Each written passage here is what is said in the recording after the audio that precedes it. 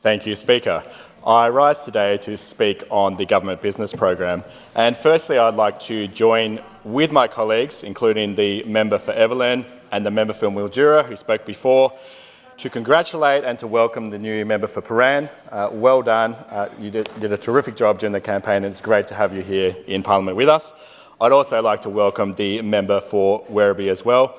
I note with the member for Prahran, we have both an enthusiastic and intelligent member who I know will contribute greatly to this Parliament, and I know that many of us were out there to support her. I also note that she'll be giving her maiden speech on the 19th of March, and I look forward as the Whip to hopefully soon being able to declare not only 19 members but 20 members on divisions. Also, I acknowledge your work as well with the swearing in this morning, Speaker. I'd also like to give a compliment to the government to start with as well. This was one of the few, if only, times that the Government Business Program was distributed before 5 p.m. on a Thursday since this new Premier has come in. It's good to hear that the government has finally listened to our debates over the last couple of sitting weeks, calling on the government to send this out a little earlier.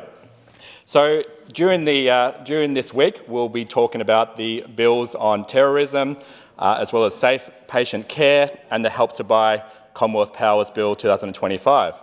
As the member for Evelyn points out, we will be opposing the Government Business Program this week. In particular, we'll be opposing it because the government has denied us going into consideration in detail on the Terrorism, Community Protection and Control of Weapons Amendment Bill. This is, of course, a key reason to oppose the Government Business Program because this, as the member for Evelyn said, limits transparency from this government once again. While we are not opposing this bill and we do support tackling violent extremism, we do have a number of concerns about this bill. We note that the government briefing suggests cuts have been made to the CVE program despite the extended mandate. We note that the LIV raised serious reservations about repeated designated area declarations and whether or not there is good data to suggest that they deter weapons-based crimes. So we are during this bill debate moving a reasoned amendment that will be reintroducing move-on laws and addressing the issue of machetes being excluded from existing schedules. However, like with our private members' bill a few weeks ago, this will likely again be opposed by the government and be blocked by the government. We do, though, need stronger bail laws. We do need move-on laws. We do need to ban machetes, and the government should be listening not just to us but the community who are continuing to cry out more and more on these issues.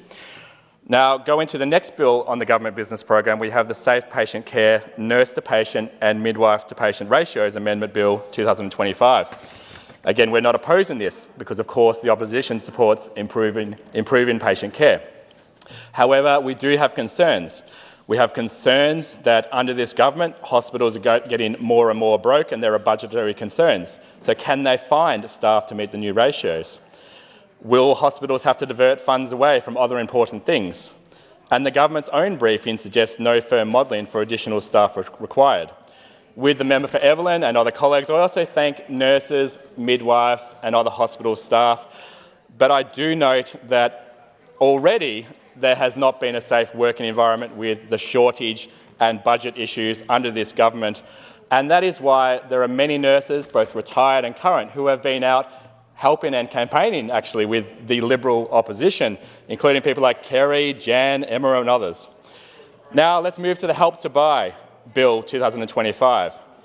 We are not opposing this because we do want people to have homes, we do want to help people to buy and so forth. And it's ironic this is called Help to Buy because under this Labor government we've seen increased cost of living pressures, more taxes and increased taxes, and red tape making it actually harder to buy. The federal Liberals also have pledged to repeal the scheme if it wins, so why is Labor legislating this now?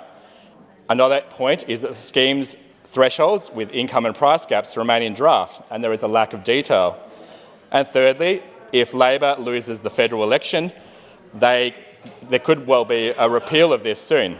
So we do have a reasoned amendment that this bill be paused until the federal election outcome.